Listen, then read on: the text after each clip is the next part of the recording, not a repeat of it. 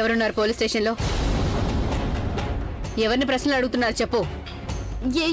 ఎవరు లేరమ్మా స్టేషన్లో. తన ఊరికే కట్టుకథలు చెప్తున్నాడు కదా సురేష్.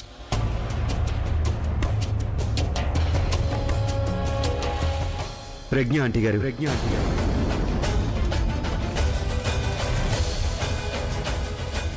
ప్రజ్ఞ జైల్లో ఉంది.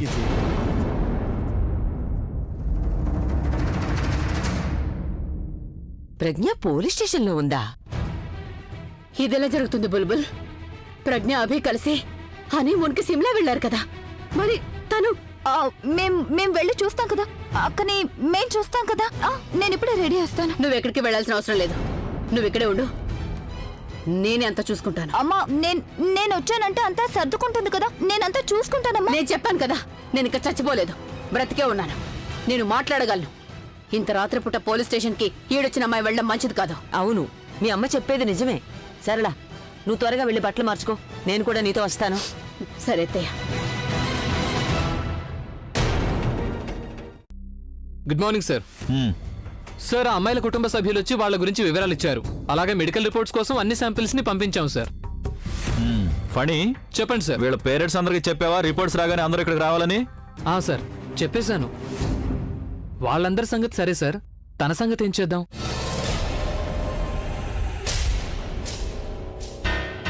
చేయడానికి ఏముంది, పెట్టేయండి లోపల. 2 రోజులు స్టేషన్ గాలి పీల్చిందంటే అదే నిజం చెప్తుంది. అలాగే సార్. మేడం, రాక్ స్టార్ అభి భార్య గారు, పదండి, సెల్ సిద్ధంగా ఉంది. అలా అనకండి సార్. చూడండి, నాకు దీని గురించి ఏమీ తెలియదు. దయచేసి నేను ఇంటికి వెళ్ళనివ్వండి ప్లీజ్. అరే, ఇప్పుడు దీన్నే కొద్ది రోజులు మీ అత్తారిల్లు అనుకోండి. పద. ఇదిగో శాంతి, ప్లీజ్ తీసుకెళ్ళు. ప్లీజ్ నన్ను వదిలేయండి సార్. నేను చెప్పేది వినండి దయచేసి. నేను చెప్పేది పదండి. ఒక్కసారి మేడం, నేను చెప్పేది పదండి. వినండి సార్. పదండి ప్లీజ్, మేడం. నేను ఏ తప్పు చేయలేదు సార్. ప్లీజ్.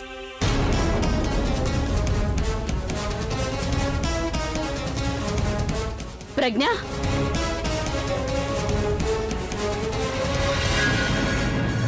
వదలండి వదలండి తన్ని. ఎందుకు తీసుకొచ్చారు? ఏంటిదంతా? ఎవరు మీరు? తన తల్లిని. మేము తన సొంత వాళ్ళం. నేను నానమ్మని, తన అమ్మ. ఏమైంది ప్రజ్ఞ? నువ్వు అసలు ఏం చేస్తావు? నువ్వు వెళ్ళు, నిన్ను ఇక్కడికి తీసుకొచ్చారు. చెప్పమ్మా, అసలు ఏం జరిగింది? నువ్వు ఎలాంటి తప్పు చేయవు కదా, అయినా వీళ్ళు నిన్ను ఇక్కడికి ఎందుకు తీసుకొచ్చారు? ఏం జరిగిందమ్మా? చెప్పమ్మా, నాకు చెప్పమ్మా, కంగారు పడుకు, మేమందరం ఉన్నాగా.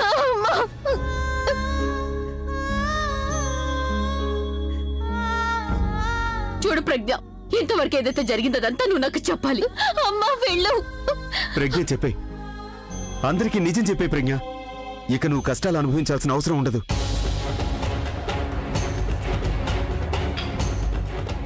ఏంటి? ఏం నిజం ప్రజ్ఞ? ఏమైంది? నాతో చెప్పమ్మా. అయినా ప్రజ్ఞ, నువ్వు శిమ్లా, అభి ఎక్కడా? అభి ఎక్కడా? ప్రజ్ఞ చెప్పవే, అభి ఎక్కడా?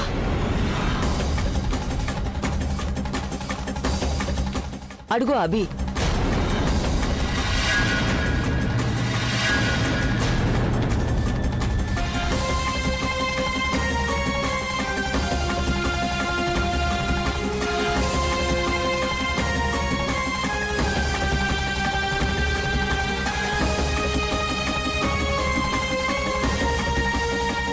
Who is in charge? నేనే.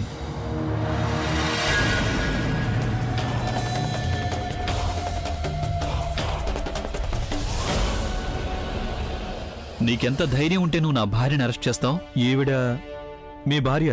అబ్బే లేదు, తను నీ భార్య. నేనేదో ఊరికే తనని కలవాలని వచ్చాను. మీకెవరికి అసలు ఎలాంటి పని లేదు కదా. మాలాంటి సెలబ్రిటీస్ని ఇబ్బంది పెట్టడానికి అవకాశం కోసం చూస్తుంటారు. మా పర్సనల్ లైఫ్లో ఇంటర్ఫేర్ అవుతారు, మా గురించి స్టోరీస్ రాస్తారు, ఆ తర్వాత అబద్ధపు పబ్లిసిటీ చేస్తారు. నేను ఒక కాన్సర్ట్ కోసం వెళ్ళాను, ఈలోగా మీరు నా భార్యని పోలీస్ స్టేషన్కి తీసుకొచ్చారా? ఎందుకు? ఎవరు అరెస్ట్ చేశారు నిన్ను? సారీ సార్, మాకు తెలీదు ఈవిడ మీ భార్యని. మేమేమనుకున్నామంటే తప్పించుకోవడానికి తను అబద్ధం చెప్తుంది. అబద్ధం చెప్తుంది అనుకున్నారా? తను చెప్తోంది మీకు అబద్ధం అనిపించిందా? ఎందుకు? ఒక మామూలు అమ్మాయి ఒక రాక్ స్టార్ కి భార్య కాకూడదా? నేను ఫేస్ చూడను, కేవలం మనసే చూస్తాను. నా దృష్టిలో అయితే ఫీలింగ్సే అన్నింటికంటే ముఖ్యం. కానీ మీరు మాత్రం ఎంక్వైరీ చేయకుండా ఎవరినైనా అరెస్ట్ చేసేస్తారా? అయినా నువ్వు నోరు తెరిచి వీళ్ళతో చెప్పలేవా నువ్వు నా భార్యవని? నేను చెప్పాను కూడా. నేను చెప్పాను నేను మీ భార్యని అని, కానీ వీళ్ళందరూ నా మాట కొంచెం కూడా నమ్మలేదు. థ్యాంక్ గాడ్ మీరు వచ్చేసారు. నాకు చాలా భయం వేసింది.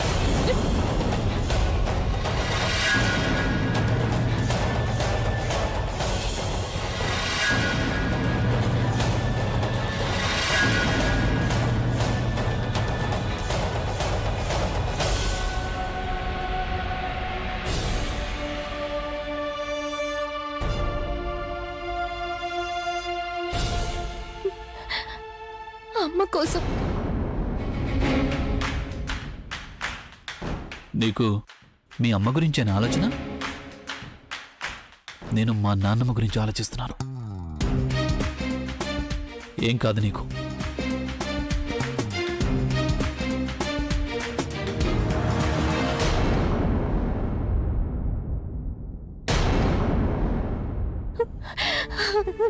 I'm sorry.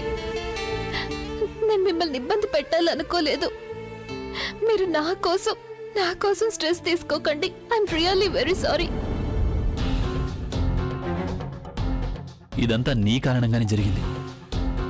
నేను చెప్పాను కదా నేను నీతో పాటే ఉంటాను అని. కానీ నువ్వెందుకు నన్ను వెళ్ళనిచ్చావు? అరే మహా అయితే లక్షల్లో నష్టం జరుగుతుంది. అది నీకంటే ఎక్కువ కాదు కదా.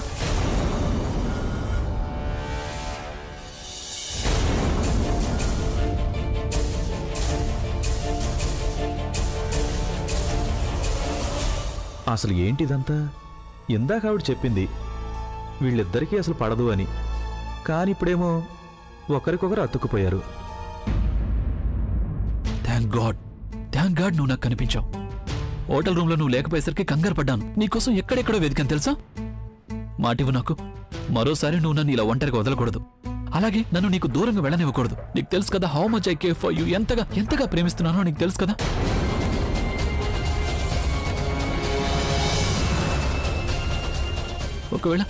ఒకవేళ నీకేమైనా జరిగిందంటే అప్పుడు నేనేమైపోతానో అది కూడా నీకు తెలుసు కదా. సార్, తన భర్తకి తనంటే ఇష్టం లేని ఇందాక మనతో చెప్పింది కదా, కానీ ఇప్పుడు చూడండి వీళ్ళిద్దరిని చూస్తుంటే మేడ్ ఫర్ ఇచ్చేద్దరిలా లేరు. ఇప్పుడు మనం ఏమీ మాట్లాడకూడదు, ఎందుకంటే ఈవిడ మాట మార్చేసి పోలీసులు నా చేత అలా చెప్పించారంటుంది. పెద్ద రాక్ స్టార్ భార్య తను. తెలియక మనం తను అరెస్ట్ చేశాం. ఒకవేళ ఈ వార్త పేపర్లో వచ్చిందంటే మనందరి ఉద్యోగాలు ఊడిపోతాయి.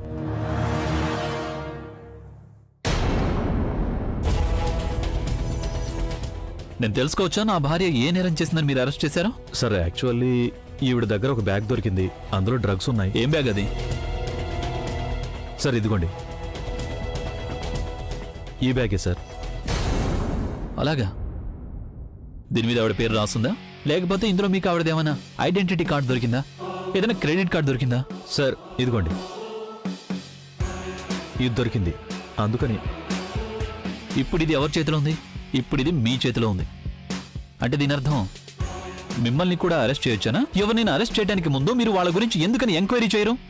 వదిలేండి సార్, సారీ, పొరపాటు జరిగిపోయింది. I will not leave you guys.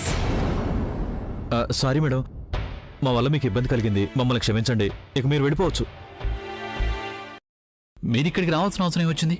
మీకు తెలుసు కదా ప్రజ్ఞ మీ హెల్త్ గురించి ఎంత టెన్షన్ పడుతోందో. ఇప్పుడు మిమ్మల్ని ఇక్కడ చూసిన తర్వాత తను ఇంకా బాధపడుతుంది. తను బాధపడుతుంటే నేను అస్సలు చూడలేను ఆంటీ.